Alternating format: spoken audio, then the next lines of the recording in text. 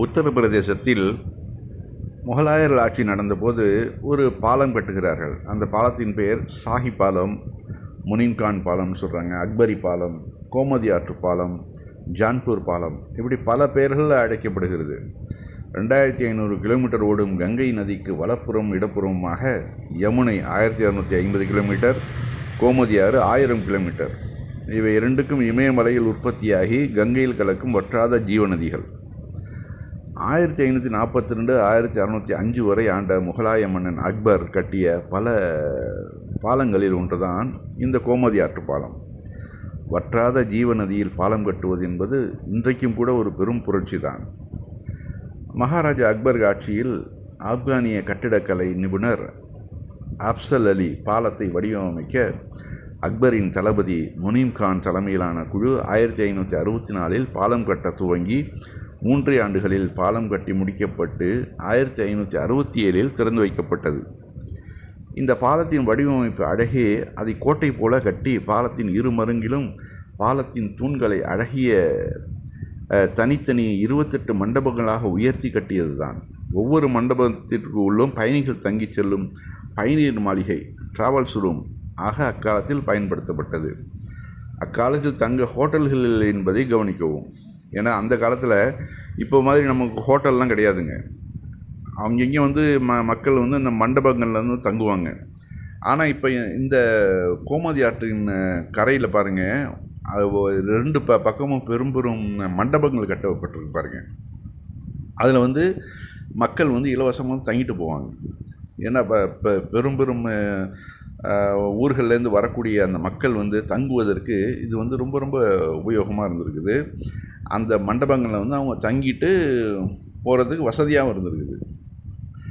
அவர் கட்டக்கூடிய அந்த கட்டடக்கலையில் மக்களுடைய நன்மையும் அதில் இருந்துக்கிறத நம்ம பார்க்குறோம், ஆச்சரியப்படுறோம்.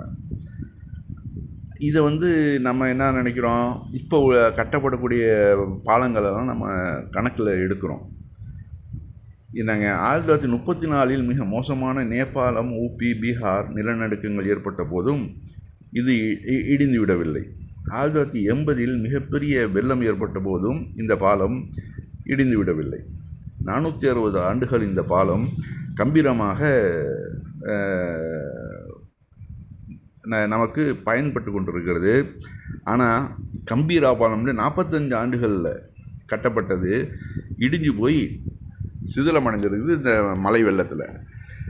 இப்போ நம்ம ஒரு சின்ன எக்ஸாம்பிள் எடுத்துக்கோம். இப்போ உள்ள கட்டடக்கலை எவ்வளோ, அதாவது டெக்னாலஜி வளர்ந்த கட்டடக்கலை இல்லையா? இப்போது அதில் நம்ம காங்கிரஸ் கவர்மெண்ட்டாக இருக்கட்டும், அல்லது இப்போ சங்கிகள் கவர்மெண்ட்டாக இருக்கட்டும், அதெல்லாம் கட்டினது 45 வருஷத்துலேயே உழுவுது. அவன் தான் அதில் கேட்குறான், 45 வருஷம் தானே ஆகுது, இதில் 45 வருஷம் ஆகிடுச்சுல்ல, அப்போ அது பழுது அடைஞ்சு போய் கீழே உழுவத்தானே செய்யும் அப்படின்னு சொல்லிட்டு சில சங்கிகள் சொல்கிறாங்க. ஆனால் இங்கே பாருங்கள், 460 வருஷம் இது நிற்கிது, எவ்வளவு கம்பீரமாக நிற்கிது, எவ்வளவு அதனால் மக்கள் பலன் பெறுறாங்கிறதையும் பாருங்கள். அதுதான் நம்ம இங்கே யோசிக்கிறோம்.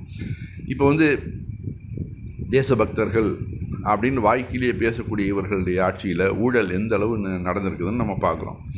ஆனால் இந்த மக்கள், முகலாய சாம்ராஜ்யத்தோடைய அரசர்களாக என்ன பண்ணியிருக்காங்கனாக்க, இங்கே உள்ள பணத்தை அவர்கள் சொந்த நாட்டுக்கு கொண்டு போகல. இங்கே வரி வசூலிக்கப்பட்ட அத்தனையும் நம்ம நாட்டுக்கே அதை இங்கே கொடுத்து இந்த நாட்டை முன்னேற்றுவதற்கு மிகப்பெரிய பங்காற்றி இருக்கிறாங்க. அதெல்லாம் ஒரு எக்ஸாம்பிள் தான் இந்த கோமதி ஆறு. இன்றைக்கி பாருங்கள் எவ்வளோ இப்போ உள்ள டெக்னாலஜிலாம் இது மாதிரிலாம் கட்டவும் முடியாது. நம்ம ஊரில் கல்லணையும் எடுத்துங்க, எப்பேற்பட்ட ஒரு கட்டடக்கலை அது. இப்போலாம் கட்ட முடியுமா அது மாதிரி? அதே மாதிரி தான் இங்கேயும் கோமதி ஆற்று பாலத்தில் கட்டப்பட்ட இந்த இது வற்றாத ஜீவநதிங்கிறாங்க. அப்படி இருக்கிறப்போ அதை அந்த காலத்தில் கட்டுறதுன்னா எவ்வளோ கஷ்டப்பட்டுருக்கணும், எவ்வளோ சிரமப்பட்டுருக்கணும். இது சகோதரர் முகமது ஆஷிக் அவர்கள் முகநூலில் எழுதுனதை அதை அப்படியே படித்து அதில் உள்ள தகவல்களை எடுத்து இந்த படங்களையும் சேர்த்து இந்த பதிவை நான் இடுறேன். ஓகேங்களா? நாம் நினைக்கிறோம் தேசபக்தர்கள் யாருங்கிறது அளவுகோல்னால் இதுதான் தேசபக்திங்கிறது. வெறுமனே பாரத் மாதா கி ஜெய்னு சொல்லிட்டோ, ஜெய் ஸ்ரீராம்னு சொல்லிட்டோ இந்த நாட்டுக்காக நான் நீ நீ சொல்லனாக்கா நீ தேச விரோதி அப்படின்லாம் சொல்கிறாங்கல்ல, அதெல்லாம் சுத்த ஹம்பக். தேசபக்தருங்கிறது அந்த நாட்டுக்கு விசுவாசமாக இருக்கணும், அந்த நாட்டின் பணத்தை கொள்ளையடிக்காமல் அந்த நாட்டு மக்களுக்கு பலன் பெற செய்யணும். அந்த வகையில் முகலாயர்கள் வந்து மிகப்பெரிய, ரெண்டாவது இந்த நம்ம நாட்டை வந்து வடிவமைச்சதை பாருங்கள். அதாவது சிறு அரசர்களாக பிரிஞ்சு கிடந்த அந்த மன்னர்களெல்லாம் ஒன்றிணைத்து மிகப்பெரிய அகண்ட பாரதத்தை உண்டாக்கி போனது முகலாயர் ஆட்சி காலத்தில் தான். இதை வந்து நம்ம சொன்னாக்க இல்லை நாங்கள் தான் தேசத்துக்கு முழு சொந்தக்காரர்கள் அப்படின்னு சங்கிகள் சொல்லுவாங்க. அவர்களுக்கு பாடம் படிக்கிறது மாதிரி தான் இந்த மாதிரியான வரலாற்று நிகழ்வுகள்லாம் நம்ம எடுத்து போடுறோம். இதை வந்து சங்கிகள் வந்து உணரணும். இனிமேலாவது தாங்கள் தான் இந்த நாட்டுக்கு மிகப்பெரிய சொந்தக்காரர்கள் என்றும், முஸ்லீம்கள், கிறிஸ்துவர்கள், தலித்துகள்லாம் வந்தேரிகள்ங்கிற மாதிரியான ஒரு சூழல் உண்டாக்குறாங்கல்ல, அவர்களுக்கான ஒரு பாடமாக இருக்கட்டும் தான் இது மாதிரி பதிவுகள்லாம் வருது. சகோதரர் ஆஷிக்குடைய அந்த பதிவை நான் ரொம்ப ஆச்சரியமாக பார்த்தேன். தகவல்கள்லாம் ரொம்பவும் எடுத்து அந்த பதிவுகள்லாம் மெனக்கெட்டு போடுறதுங்கிறது சாதாரண காரியம் இல்லை.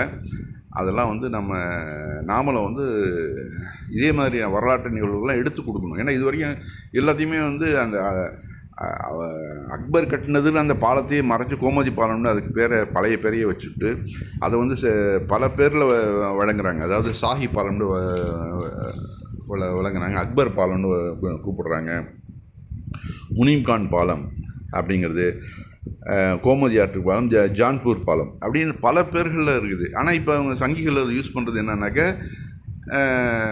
அதாவது கோமதி ஆற்று பாலம் தான். ஏன்னா அந்த பேர்லாம் வரக்கூடாதான், அக்பருடைய பேர் அங்கே வந்துடக்கூடாது அப்படிங்கிறதுல ரொம்ப கவனமாக இருக்காங்க. ஆனால் வரலாறு வந்து என்றைக்குமே மறைஞ்சிறது இல்லை, உண்மை என்றைக்குமே ஒளிஞ்சிறது இல்லை. அதனால தான் இந்த பதிவுகள்லாம் வெளியில் வருது.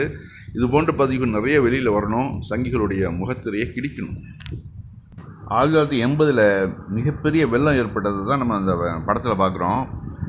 அந்த மேலே இருக்கக்கூடிய அந்த கூரைகள், அந்த பயணியர் விடுதின்னு சொன்னோம்ல, அதெல்லாம் மேலே தழுவிட்டு அந்த தண்ணி ஓடுது பாருங்கள். ஆனாலும் அந்த பில்டிங்கு, அந்த பாலம் வந்து இடியாமல் அப்படியே காக்கப்பட்டது.